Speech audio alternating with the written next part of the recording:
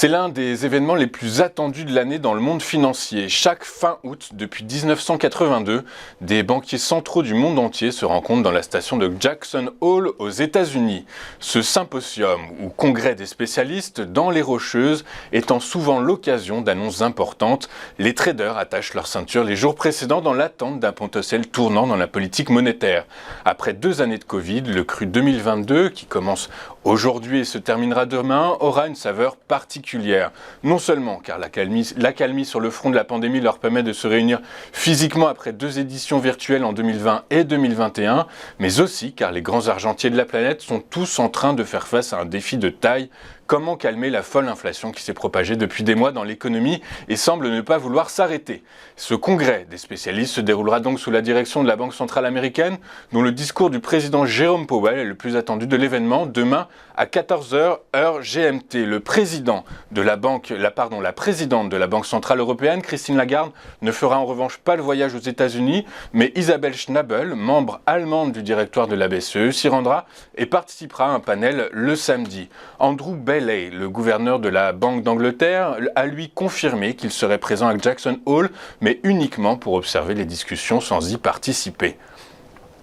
C'était une de ses promesses de campagne. Le président des États-Unis, Joe Biden, a annoncé hier un effacement partiel des emprunts étudiants, une décision très attendue dans un pays où une année à l'université peut coûter plusieurs dizaines de milliers de dollars. Cet effacement partiel d'au moins 10 000 $ ne s'applique qu'aux personnes gagnant moins de 125 000 $ par an ou un enfant dont les parents gagnent moins de 250 000 $ par an, selon Joe Biden qui a publié cette annonce hier sur Twitter. Le président a également prolonger le moratoire dans le remboursement des prêts étudiants fédéraux pour une dernière fois jusqu'à la fin de l'année 2022. En 2019, quelques 45 millions d'Américains cumulaient une dette de 1600 milliards de dollars, soit 1 482 millions d'euros contractés pour payer leurs études supérieures. Ce montant, multiplié par presque 3 en l'espace de 12 ans, est largement plus élevé que la dette liée aux cartes de crédit qui, elle, est d'environ 1000 milliards de dollars. Je vous rappelle qu'une fois diplômé, chaque emprunteur doit en moyenne 32 000 $. Les grandes entreprises du monde entier ont continué de verser au cours du 2e trimestre des dividendes à des niveaux records, redistribuant à leurs actionnaires les colossaux profits de l'année passée, selon une étude trimestrielle publiée hier. Avec 544,8 milliards de dollars versés entre avril et juin dans le monde, les 1200 entreprises étudiées par le gestionnaire d'actifs ont en moyenne distribué 11% d'argent de plus qu'au cours de la même période l'an passé. 4 entreprises françaises figurent dans le top 20, des plus gros verseurs du trimestre, avec BNP Paribas qui est 6e, Sanofi 10e, AXA 12e et LVMH 14e. Pour rappel, elles avaient cumulé quand même 35 milliards d'euros de bénéfices nets en 2021. Un record dévoilé au moment où le gouvernement français, contrairement aux choix faits par d'autres pays, s'est montré défavorable à une taxe sur les bénéfices exceptionnels des grands groupes, notamment dans le secteur de l'énergie. Pour ceux qui iraient lire cette étude, je tiens à préciser que converti en dollars, le montant des dividendes en France n'atteint pas de record du fait de la baisse de la monnaie européenne face à la devise américaine. Or, tous les dividendes sont convertis en dollars dans l'étude pour pouvoir établir des comparaisons.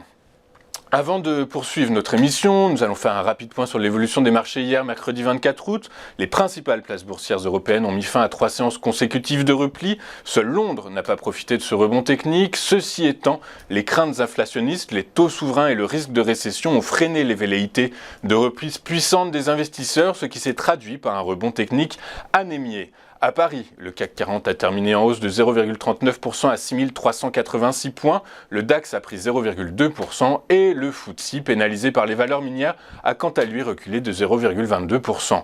En France, les biens de consommation, les services aux consommateurs et la tech sont les secteurs qui ont cru de plus de 1% sur la séance.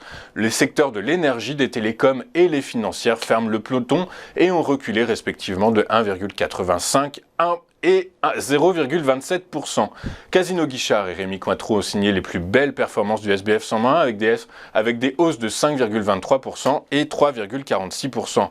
À l'inverse, Carmilla et Clépierre sont les mauvais élèves du jour et ont marqué le pas à hauteur de 2,36% et 2,12%.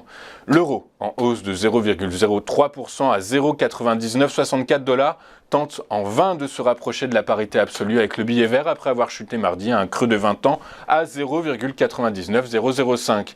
Les prix du pétrole ont augmenté grâce à la volonté de l'OPEP+ d'agir pour stabiliser un marché erratique. Le Brent a pris 1% à 101,22 $ le baril et le WTI a pris 1,23% à 94,86 $ le baril. Du côté des crypto-monnaies, le Bitcoin a enchaîné une troisième séance d'affilée de hausse et a pris 0,73% et s'échange désormais à 21 651 $. On va marquer une première pause et juste après, nous allons vous faire vivre la séance parisienne, l'ouverture de la séance parisienne en direct décryptée par les équipes d'Interactive Trading. A tout de suite sur TV Finance.